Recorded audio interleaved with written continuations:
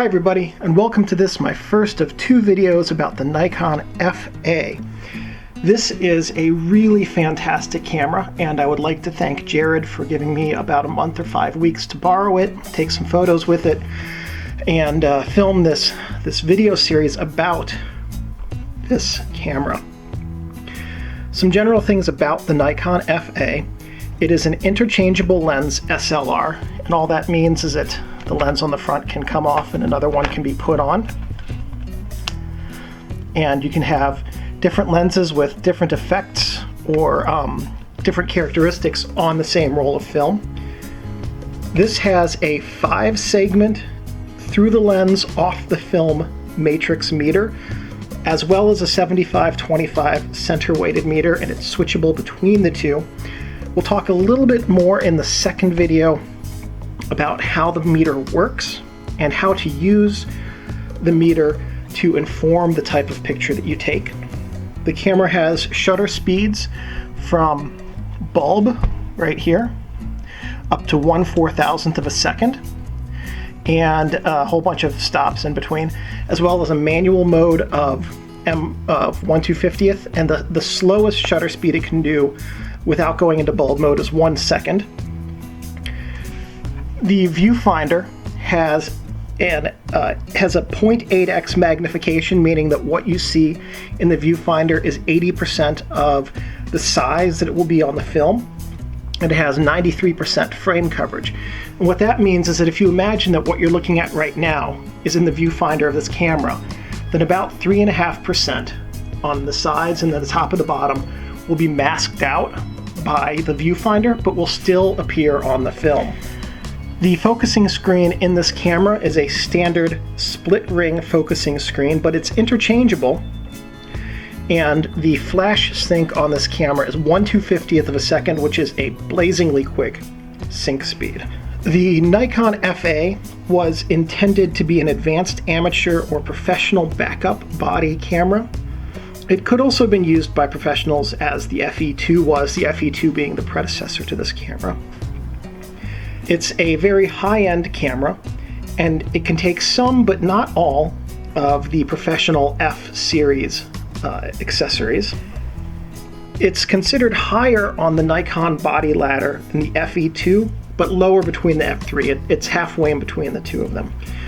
The Nikon FA was made by Nippon Kogaku, which in 1989, I believe it was, just changed its name to the Nikon Camera Company. It was produced in Japan, starting in 1983 and produced until 1987. Now, there was some disagreement in the research that I did. Some sites said 1987 and some said 1989. The ones that said 1987 indicated that new old stock was commonly available in stores until 1989. So my guess is that these were produced until 87, with stock being cleared out for 2 more years after that. And it would make sense that this camera would take about 2 years to be cleared out of the inventory, because during its production run, Minolta released the Maxxum 7000, and autofocus cameras started becoming the choice for most people, and the manual focus cameras simply did not sell as well. The FA was preceded directly by the Nikon FE2. The FA is an upgraded version of the FE2, although they interestingly had nearly identical production runs. It was produced concurrently with the F3 autofocus, FE2, the F501, which was the N2020, the F801, which is the N8008 as well, the FM2, the F301, which is the N2000, the FG20, and the F401, which is the N4004. This was followed by the F601, also called the N6000. So if you have your Nikon FA, let's go over what all of the features and buttons and doodads on the camera are. Starting on the top, we actually start right here with the strap lugs, even though they're technically on the front. Right here we have this ring on the left side. This is your ISO selection ring. Now as you move it, you'll notice that there's a little red dot. Right now it's next to 200 on my camera. And as you move it, that dot indicates what ISO you've selected. So right now it's been moved to 400. and it can go anywhere from as slow as 12 to as fast as a little bit more than 3200 ISO.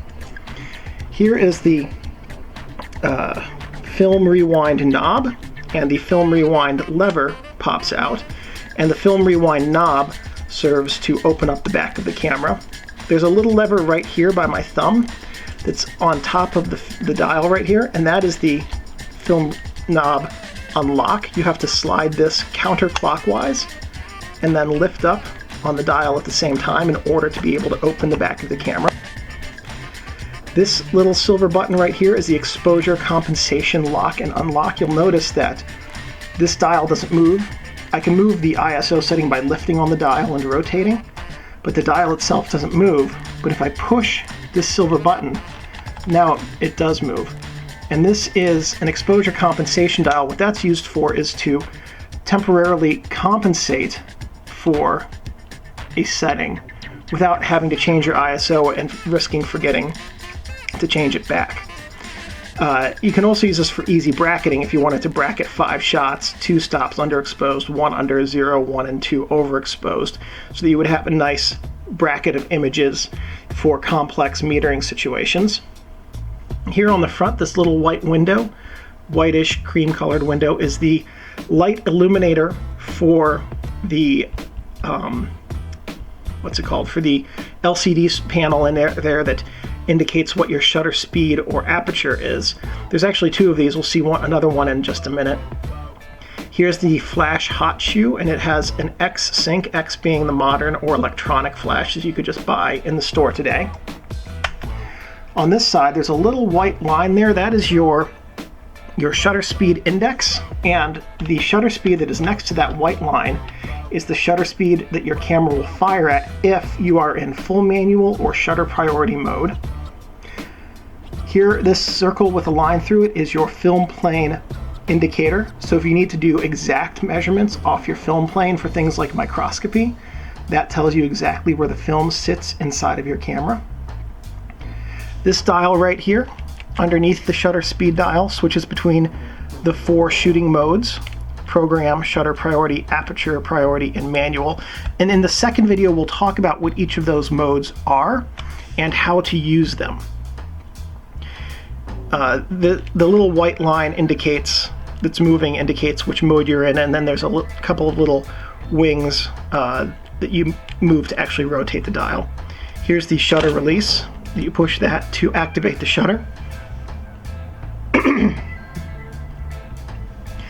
Here's the film advance lever. This is what you use to advance the film and recock the shutter. If you push the film advance lever in like that, you've locked the shutter button so that you can't accidentally take an exposure. And this last switch right here is your double exposure switch, and I'll show you how to do that in the second video, how to use this camera for double exposures. Going to the front of the camera now, over here on the left we have the grip connector. This camera didn't come with a grip, which is too bad. The grips on these cameras actually make it really easy to hold. But here is a little thing you clip it into, and then here's a screw hole that you screw the grip connector in with. This is the self-timer lever, and you rotate it this way to arm the self-timer. And then when you take the picture, the mirror flips up to eliminate camera shake at the time of exposure. The self-timer counts down, and then when it hits the end, it takes the picture and the mirror pops back into place. This is the depth of field preview lever, and what happens is when you push down on this, when you look through the viewfinder, you can see your approximate depth of field. This is the meter selection dial, and it allows you to switch between, right now it is set to center weighted, and you can tell because the red dot is on top. And if you push it and rotate it back, and the red dot disappears and the button pops out, now it's set to full matrix metering. Here's the lens mount itself. This little white window on the bottom here, if you're holding the camera like this on the left, is another LCD illumination window. In the middle next to it is another window that allows you to see in the viewfinder what aperture your lens is set to. This is your meter coupling ring so that your camera knows what your meter setting is. Here is the lens release, and you will push this button in conjunction with rotating the lens to remove it. We'll see how to do that in the second video. And lastly, this is your flash PC port. So here we are on the bottom of the camera. This is the motor drive electrical contact, and there should be a screw-on cover for that, but it's missing on this camera. Here we have the battery chamber cover, and it's a screw-on type, so you just need to take it off with a screw and a coin to unscrew it, and we'll see how to do that in the second video. Here's the tripod bushing. Here is the film rewind release button, and here is the motor drive mechanical coupling. This is a pin that the motor drive would push into the body here, a pinhole that it pushes into, to help make sure that it's properly aligned when you mount it onto the camera's body. Here on the camera's back, the first thing that we have is the viewfinder shade. This is really good if you're doing long exposure work, flash work, anything where you don't have to look through the viewfinder, because it prevents stray light from coming in through the viewfinder and fogging your film or interfering with your meter reading. Here's the viewfinder accessory screw-on thing, and there are accessories you could screw onto the threaded ring around the viewfinder. This is the mechanical shutter speed release lock button, and on the camera, if I want to switch to M250, which is a mechanical speed, or bulb, I can't unless I push down on that button, and now I can. You can switch out of them without pushing down on that button though. Next thing we have is the serial number over here, and this is the film memo holder. Here we are inside the camera. Over on this side is the film cassette chamber. This is where you would put fresh film to load it. This little silver pin right here is the film guide pin, and that helps to ensure that the film is pulled off of the cassette properly and advances through the camera properly. These 4 silver horizontal rails are the film guide rails. The outer 2 ensure that the film travels this way through the camera. The film nests in between them, and it prevents the film from moving up and down. These inner 2 work in conjunction with the film pressure plate, which we'll see in a second, to make sure that the film stays flat on plane as it travels through the camera and gives you the best image that you can get. These are the shutter curtains right here next to my finger. They're vertical travel. They open and close. Well, open, and then a second one opens, and then they close that way when you use them. And basically, the way that this works is, let's say that the shutter is closed right now.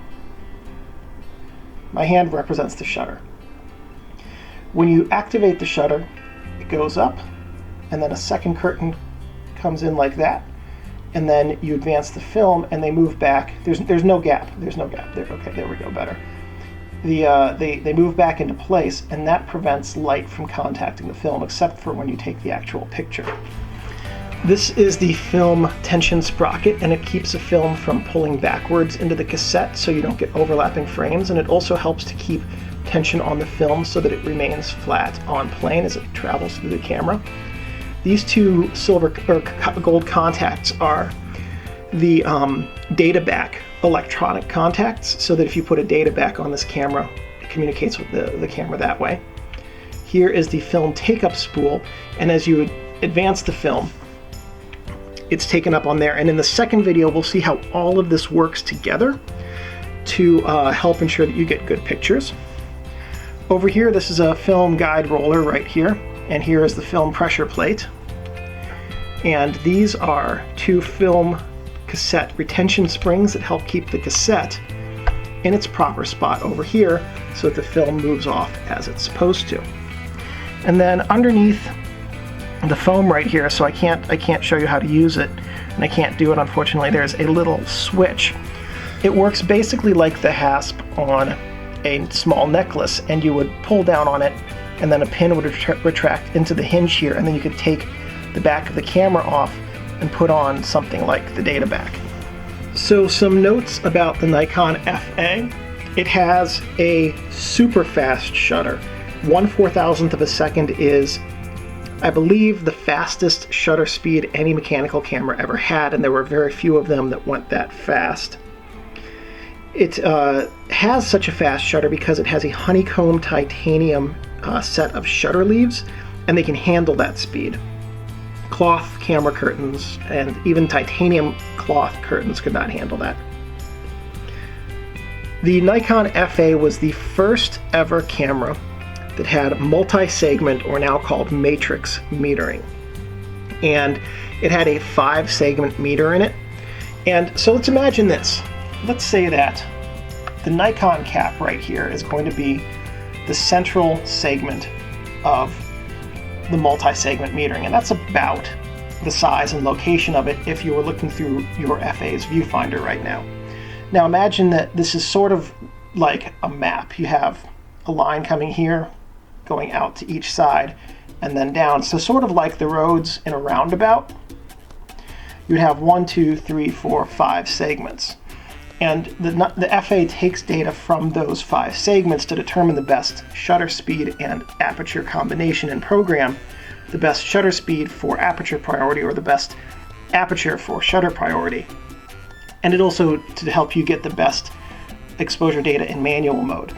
If you turn on just center weighted metering, the only area that's active, well, the primary area that's active is the central circle.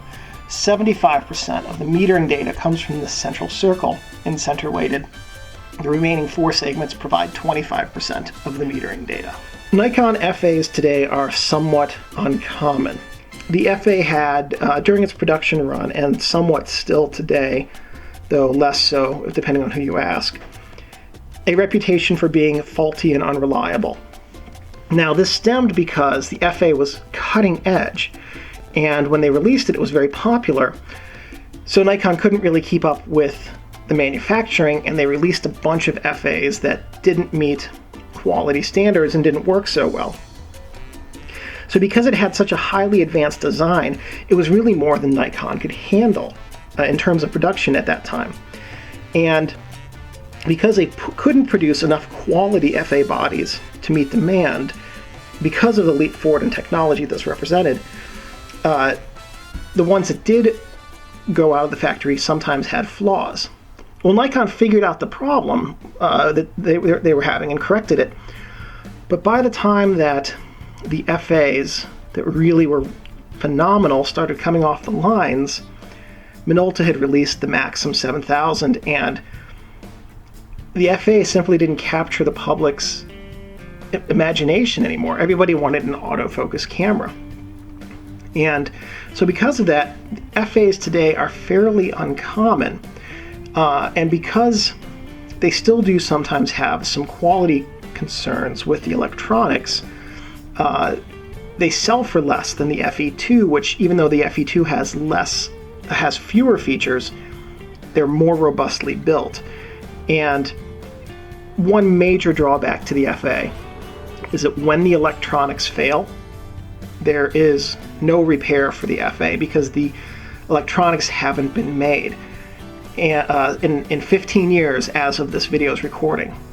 And what that means is that to replace the electronics in an FA, you'd have to find one that is electronically fine and mechanically faulty, and that's not likely because the mechanical components of these cameras are so incredibly well made that they'll keep going even after the electronics have failed. Now, if you have an FA that has faulty electronics, you can still use it in bulb or M250 mode. And M250 mode also triggers the flash, so you can still use it as a limited use shutter priority camera, or although you'd have to set the aperture yourself, or a flash camera, or a long duration such as an overnight camera or darkroom flash photography camera in bulb mode. So some things not to do with your camera. The first one is, we saw inside the back, we saw the shutter curtains. Don't touch the shutter curtains with your fingers. Don't put your finger in there when the curtain's open and let it close on your finger, things like that. That's a great way to brick an otherwise perfectly fine camera. We saw the mirror under the lens here, right in there. Don't touch the mirror with your finger. The mirrors are surface coated silver, and the oil from your fingers will tarnish it, which will make it harder to focus and make the image in your viewfinder dimmer as the silver comes off of your mirror. Don't leave your camera or lenses in your car because of heat damage. And the oils from the mechanical portions can get thin and get into places where they aren't supposed to in the heat. Same thing with the lenses. And then when they re-solidify, things don't work properly. If they're left in the cold, then the oils in the lenses and camera can break down and become gummy, and things don't work properly. Don't store your gear in a plastic bag or box, because fungus can grow on and in these.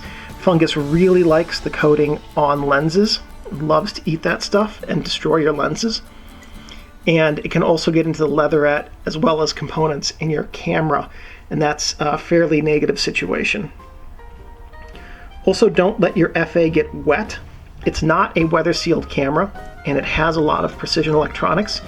If water gets inside your camera, it will probably short out the body, rendering it unusable.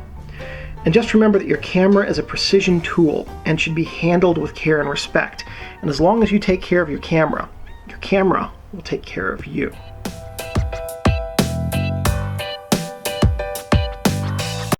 I had wanted to do a video manual series for the Nikon FA for a couple of years before the opportunity presented itself. I tried to get an FA, however, I failed. So thank you very much to Jared, who loaned me his FA for 6 weeks so I could use it, run about a dozen rolls of film through it, and record these videos.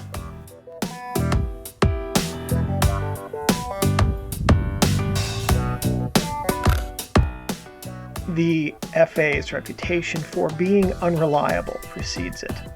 That said, I never gave the reputation any mind and chalked it up to a bunch of FE2 users who felt that the FA sullied their camera's otherwise royally pure lineage.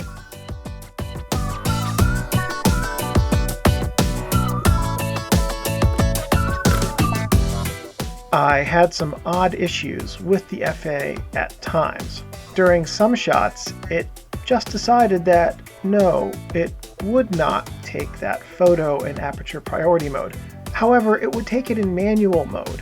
So either the camera was second guessing my image composition or something in it triggered a do not take response, like weak batteries.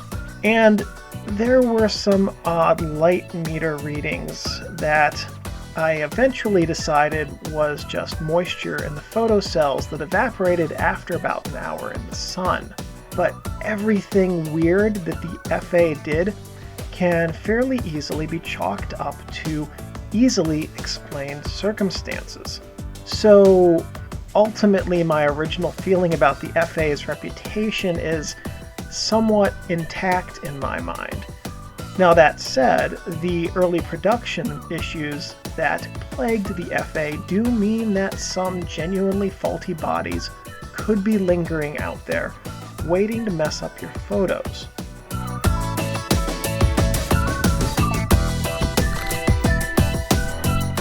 The FA epitomizes all of the great things about the 1980s. Sleek but angular design, streamlined ergonomics, and a body that, had it arrived a decade earlier, would have looked very space-agey. I have no real complaints about the FA. After my 6 weeks with it, I was left wanting for nothing from my time spent taking photos with the FA. That said, were I to make one change to it, I would give it a swinging metering pin like the F3 has, so that it could mount NAI lenses. Now that's selfish, and the reason I would do that is because I literally had to go buy 2 lenses so I could use this camera, because I owned no AI lenses. All my Nikon lenses are NAI lenses. On the bright side, I lucked into 2 stunning lenses at really amazing prices, and the photos you're seeing here were either taken with an AIS 50mm 1.8 or one of the first model 55mm f3.5 1:2 macro lenses that was factory retrofitted with an AI mount. Both lenses performed well, and it was good to have lenses of different ages and with different mounts to use on the FA, because it allowed me to see how it performed with significantly different lenses, and it handled them both fairly well.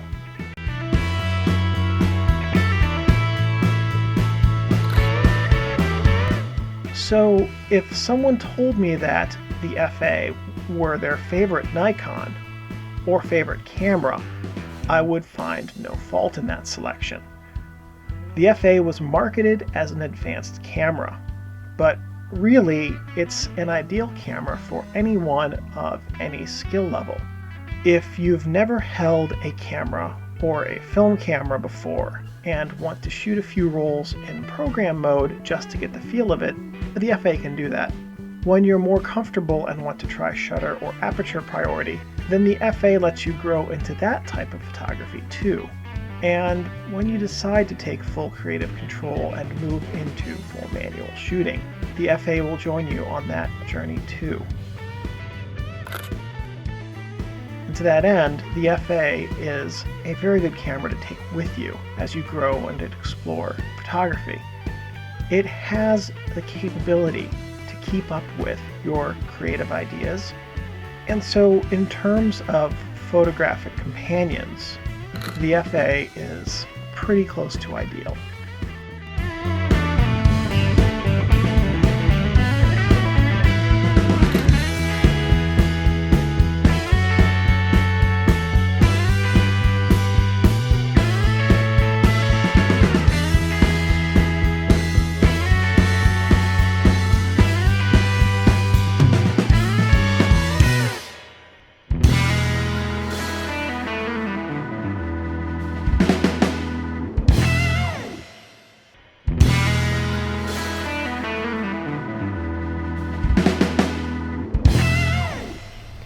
So that's it. That is my first of 2 videos on the Nikon FA. If you have any questions or comments, please leave those below. I'm pretty good about getting back fairly quickly.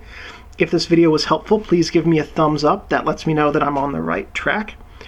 If you have suggestions for future videos, please let me know, and if I have the equipment and the technical know-how, I'm more than happy to make those. And one last thing before we go. Thank you guys for watching, and take great photos.